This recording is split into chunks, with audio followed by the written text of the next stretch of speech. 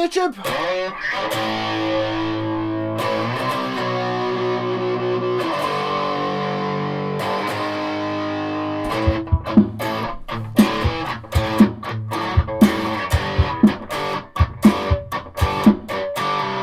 What's in the box?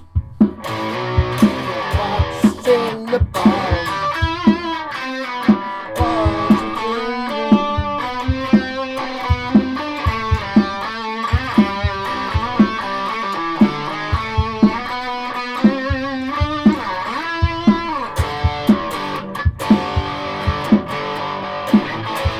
Yep, sorry.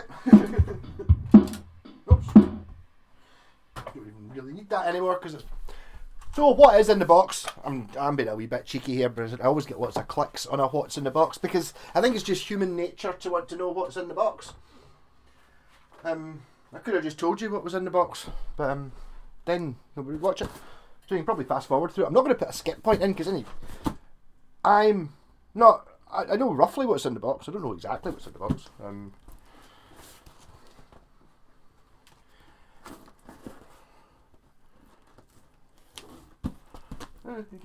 Maybe it's just quite an extensive type of. Oh, okay, there we go. Okay, so it's making sense. It's making sense. I'll get into it. Yeah, so that's the first what's in a box in a Gibson Les Paul. There you go. Still, I don't know. I keep changing my mind about that guitar. I do like it. It's good. I don't know. I'm going over to Jen's tomorrow for my weekly guitar wiring sesh, but I was going to take it over, but I don't know. I don't think I'm quite ready to yet. I still quite fancy the idea of I might possibly. I like a yellow guitar. I'm thinking I might paint it yellow myself, and if it turns out well, I've got a yellow Les Paul. But if it doesn't, then I can give it to get it JPaxed.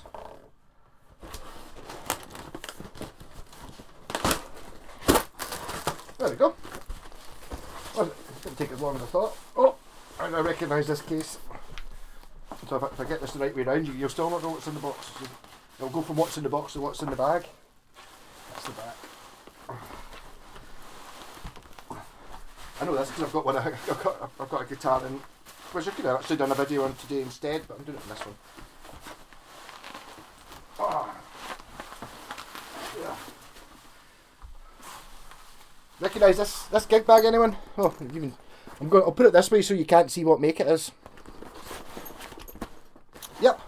So here we have another Gibson. And I know roughly what model this is because I know what it is I've got it in for, but what I don't know is what colour it is, what it looks like, what model it actually is. When I say model, I mean right line. There we go. So there we go. I still don't know what model it is. Keep all this stuff and put it back in. So there we go. We have a Gibson Les Paul.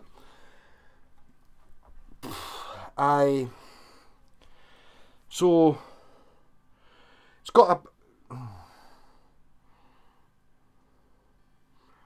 a scratch plate, which the 50s one never had. I'm wondering if it's the same thing. This one is, I suppose, kind of going for. Is that mahogany? Is a mahogany body? Why is the neck a different colour from the body?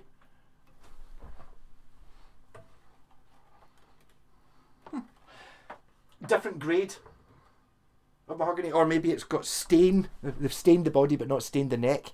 That's probably what happened. So here we got. Oh, that's not important. Nope, just a bit of foam. Okay. It's a 2021, and it is assuming it says so on the headstock. Yeah. So I still don't know what it is. Is it I don't know whether it's a tribute or a studio. The consistency's not bad. This feels very much similar to that one. Yeah. It's not in tune, but then it's been in a gig bag and then sent up from, I assume it's England somewhere. This has got a thicker neck, but it's not.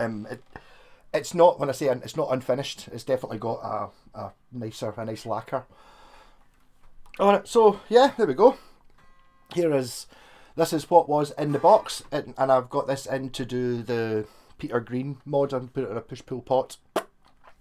You know, which basically flips the phase of this. The thing I was wondering about it, which is only going to take 2 seconds, I just wondered how easy it's going to be to put a push-pull pot in this, or whether it's got the, you know, the PCB.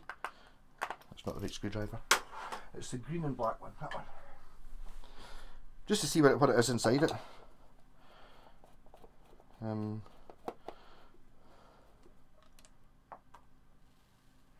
was going to say, as long as I don't drop that screw.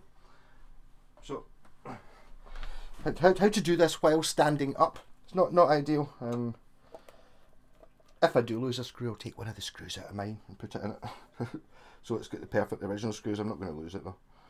I hoovered the other day, so it shouldn't be that difficult. I'm just wondering what people might be interested to go, what are you talking about PCB?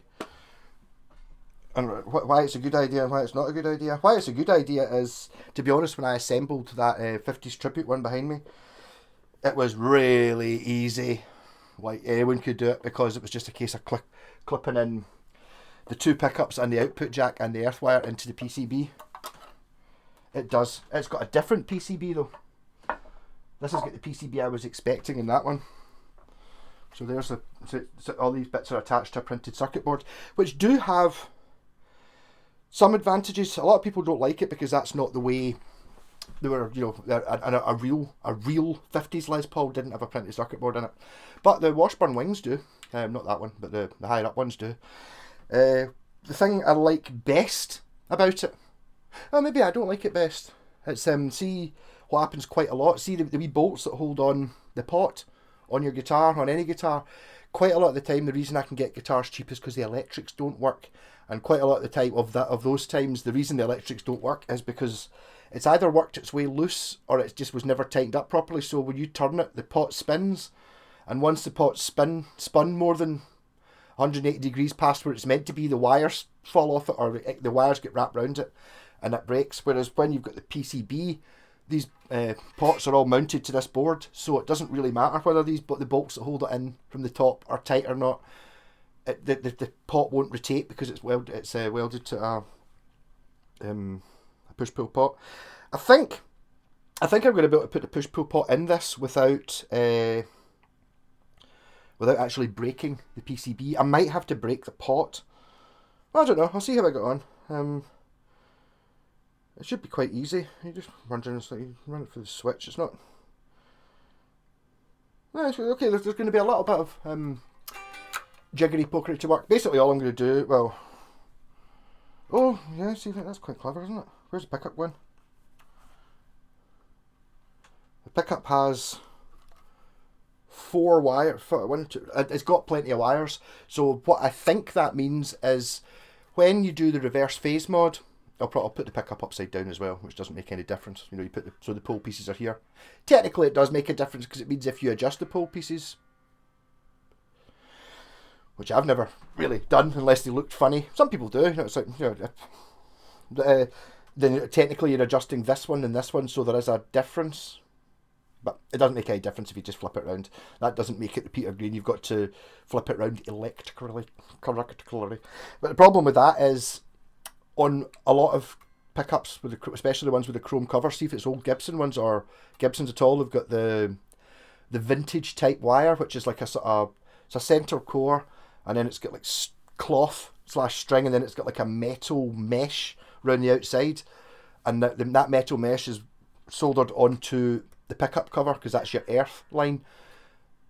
You need to break into the pickup to take that earth line off on a normal pickup, because when you flip the phase and wire it backwards, it means that the actual cover is connected, becomes part of the circuit, which isn't what you want. So you need to, if you're going to flip it round, you have to be able to take whatever wire or whatever is connected to the base plate, like the shielding for because obviously the metal cover is for shielding. If that's connected in the circuit, it still makes a noise, but it's not right. So that should be a relatively easy job, Edward. I don't think I don't really foresee any problems. We'll get onto it this week. But it's nice and quite looking. It's quite. I mean, I think maybe my repulsion for Les Pauls has come down a little bit. Maybe again, I've often say this. When you get like a guitar that's a weird shape, it can look very like, for example, that looked very weird first time I saw it at Corker, and I bet you it still looks weird to a lot of you, especially if you've not seen it before. But once it's been hanging above the TV for a bit, and it's kind of you get used to looking at it, you kind of get into it. So obviously this one has humbuckers rather than. I mean, I don't know what model it is. It was quite handy saying on the truss rod, because that one says 50s tribute. Because to be totally honest, that 50s tribute thing will probably be getting taken off, because once it's painted silly, who's going to know it's a cheap one or not? So I'm going to go for this. I think this is a studio from the man who doesn't know anything about Gibson's current catalogue. Well, 21, so last year's Gibson catalogue. I think this would be a studio. And I don't know, go for Honeyburst. So again, what I do like about this is this is very obviously a two-part top. That one isn't very obviously a two-part top, but it will be a two-part top. It's probably just because this one's been lacquered and this one's been varnished and it's showing up the grain, whereas that one's just kind of like, basically it looks like that cardboard box. It's not the most grainiest of woods. Yes, rather nice. I would be tempted to say that it doesn't seem that heavy either.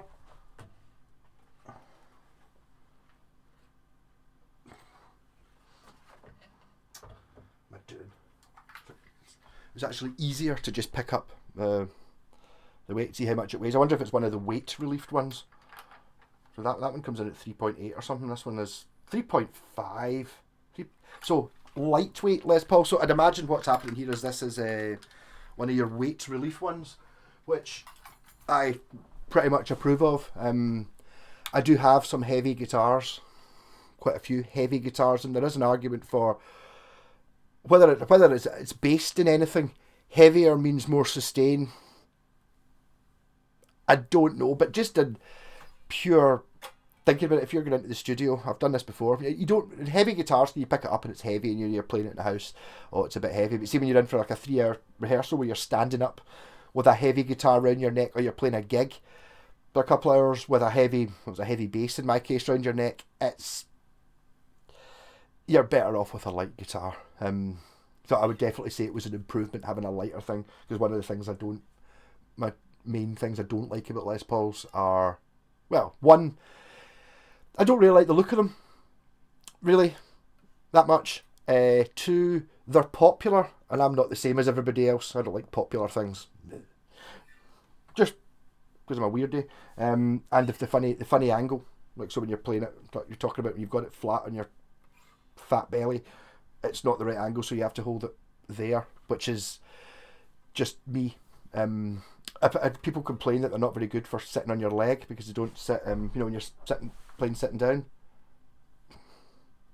Maybe the heavier ones. I'm pretty sure they're quite often body heavy, but that might be on a heavier one. Because obviously this is the bulk of the guitar is kind of behind you. This seems to sit on your leg pretty well actually, so that's better. But I mean, I don't play the guitar sitting down ever anyway, because I rock. Can't rock sitting down. Robert Fripp doesn't rock. I mean, yeah, okay, amazing guitarist and stuff like that, but imagine how amazing it'd be if he stood up when he was playing the guitar. Yeah, so I'll do a wee video of this once I've put the Peter Green mod in. I did an Epiphone for this chap a couple of months ago, and I just basically hardwired the guitar in out of phase, which is fine, but I do get that people would rather have it as a switch option. So when the push button's pushed in, it's all stock, and then when you pull it out, it does something else in the middle position. For me, I'm not a huge user of both two humbuckers on at the same time. It's not really a sound I use very much, although I will admit that I don't do an awful lot of fiddling about with the knobs, balancing between them. That's where, one of the purposes of guitars like this is, the reason you've got two volumes and two tones is so you can blend the two sounds together to get that magic sweet spot and all that stuff. But that's a bit fidgety for me to do that. I generally just run the volume as loud as I want it, and then switch between the two pickups. Yep. So now I'm quite looking forward to doing this. And maybe I think I've maybe lost. I've not decided whether I'm keeping that one or not yet, but I've maybe lost my. There wasn't never really a hatred for Les Pauls. I'm not any electric. I hate the price of them.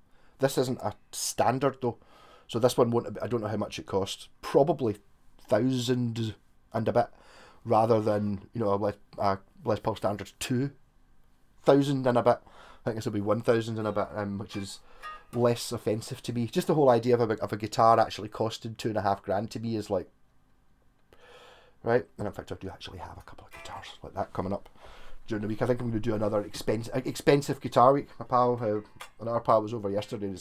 He bought himself some Christmas presents. I think he'd sold some stuff and then traded from some stuff. So I've got a couple of very expensive guitars in this week as well. Yes. So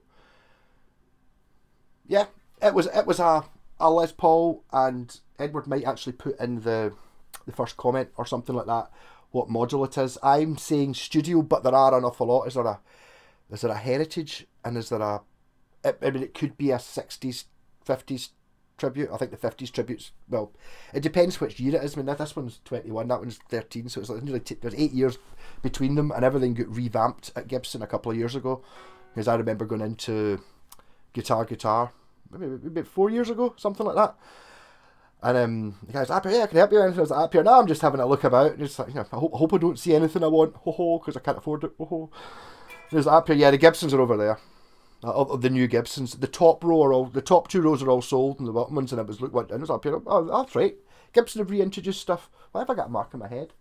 But anyway, and in the shop, the top two rows, so we're talking, I don't know, 40 guitars were all sold, and then they'd some below that, and it was just like, they'd only came out on the Saturday, and it was the Tuesday I was in, so they were only just in, and they'd already sold 20 or 30 or 40 of these things, and they were, looking at it going, doing the sums, that's like 80 grand in a couple of days, something like that. More than 50 grand or something's worth of guitar sold in a couple of days, because Gibson had brought out new ones. And not being a super mega Gibson fan anyway, it's a Les Paul. I know it doesn't have binding on it, so therefore I know it's not the standard.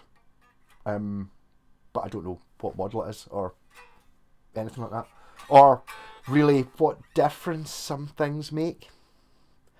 This has got I've already mentioned, this has got the faux binding, which I do like. So it's got the maple cap.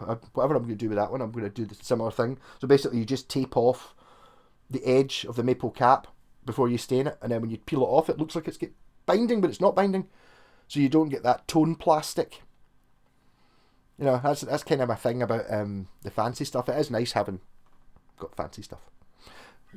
That one. It's nice showing it off and looking at it, but it doesn't make any difference to the way it plays, sounds, or anything like that. And if anything, putting plastic on the edge of the fingerboard must make a difference, must make it not as good, because the internet, if that's like the whole thing about, if you paint a guitar, it makes it sound different, or different types of wood. It makes a difference. Is it a difference that you could tell? I doubt it, but just going from mechanical bits, there must be more wood in the guitar, because there's more tone, so because it doesn't have a bit chiseled out and then plastic put in it, and the plastic must damp it. We're talking here, things you couldn't even measure with maybe an electron oscilloscope or something like that, not just a normal oscilloscope or any way of actually doing it. There you go, I managed to make that last 20 minutes of talking nonsense. Rock on.